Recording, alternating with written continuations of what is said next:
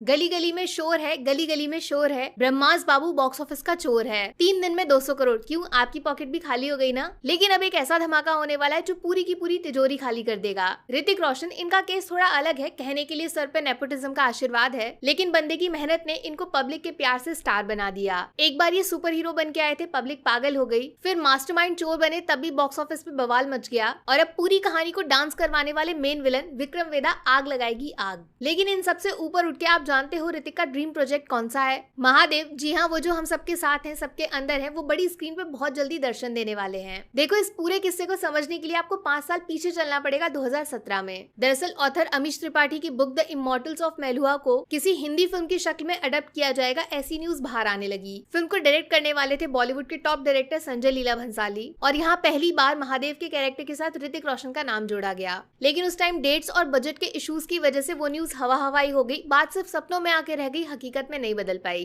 अब इसी टाइम के आसपास ना पूरे देश में बाहुबली का क्रेज चल रहा था। पार्ट 1 पार्ट 2 के बाद इस फिल्म ने पूरे इंडिया को हिला दिया, और जितना फेमस ये फिल्म हुई उतना ही ज्यादा SS राजामौली को रिस्पेक्ट मिलने लगा। तब उस टाइम एक न्यूज ये आई थी कि नेक्स्ट राजामौली सर बॉलीवुड में एंट्री मारेंगे, और उनकी फर्स्ट फिल्म कोई मामूली फिल्म नहीं, बल्कि उसका सब्जेक्ट इंडियन गॉड्स की हिस्ट्री पे बेस्ड होने वाला है, जिसमें शिव पार्वती को फोकस में डाला जाएगा। तब एक बार फिर से लॉर्ड शिवा के कैरेक्टर के लिए ऋतिक रोशन का नाम सबसे आगे चलने लगा। इनके साथ पार्वती बनने के लिए 2 एक्ट्रेसेस के नाम भी मेंशन किए गए, एक तो दीपिका पादुकोण और दूसरी कृति सेनन। लेकिन पता नहीं कैसे वो न्यूज भी कहीं दब के रह गई, सिर्फ सपनों वाली बातें, पब्लिक का दिल एक बार फिर से टूट गया। फिर अचानक से मार्केट में ब्रह्मास्त्र की एंट्री हो गई, जिसको ओरिजिनली 2020 में ही रिलीज हो जाना था। अब फिल्म को थिएटर तक पहुंचते पहुंचते लग गया टाइम, लेकिन बॉस देर आए दुरुस्त आए। फिल्म आपको कैसी लगी, कलेक्शन असली है या नकली, वो सब साइड करके एक चीज कॉमन है, हम सब इसके पार्ट 2 के लिए बहुत एक्साइटेड हैं। देव जो कैरेक्टर है, जिसका रेफरेंस पूरी फिल्म को इंटरेस्टिंग बना रहा था, उसकी कहानी बताने के लिए ब्रह्मास्त्र 2 को बनाया जाएगा। ये देव वाले कैरेक्टर का इंस्पिरेशन कोई और नहीं, अपने महादेव ही है, इतना तो आप समझ गए होंगे।